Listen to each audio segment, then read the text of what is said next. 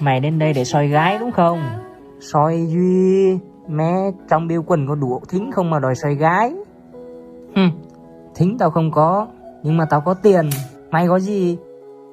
Tao nói cho mày biết này, tuy mày có tiền nhưng mày không thể mua được cái khẩu trang này đâu.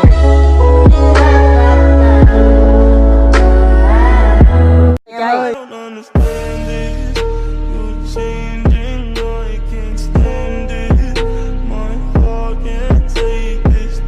Bữa nay tao sẽ xé xác mày. Khoan, tao có link của chị tiếp viên hàng không. Mày đừng làm gì tao rồi tao sẽ cho mày một link. Trời ơi sừng chả, trời ơi sừng, trời mày nghĩ tao cần à? À thì Tết nhất rồi trả tiền cho anh chứ còn gì nữa bay. Thì từ từ thư rồi em trả sau.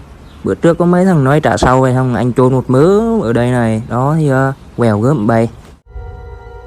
Đủ má, mày đụng phải ghệ tao là mày thác rồi con ơi. Chỉ có ăn đạp thôi, đủ má mày. Duy tại con FA quá thì không học được cho nên phải yêu. Tuổi học trò mà không yêu có ngu đó, không phân mà. Bây giờ con yêu con mới học được, không yêu là không học được. Mẹ hay cấm những chừng lắm á. Bây giờ con phải yêu con mới học được giỏi. Bây giờ yêu mà là học ngu vậy rồi, không yêu có học ngu hơn nữa à? Hôm nay tao mới trúng lô, mời bọn mày đi uống một bữa. Thằng nào chưa có người yêu đi theo tao, thằng nào dắt theo nghệ đi, giơ tay lên. Cút, ở đây chỉ dành cho những đứa FA thôi. Bữa trước mày nói là bỏ người yêu để độc thân với tao đúng không? Tao nói thế nào? Mày cãi đi.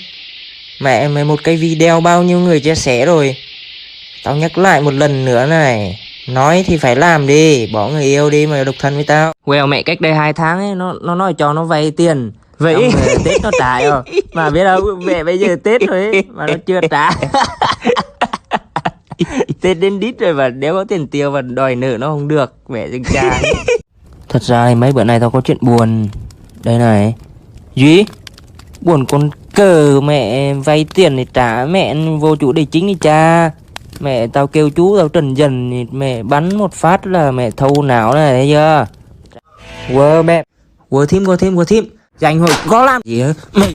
Mẹ mày đi má mà má cái thằng ta mày, mẹ không học để cho nó học. Duy, cái Duy mét 2 Duy em là Batman mà. Mẹ nói nhé.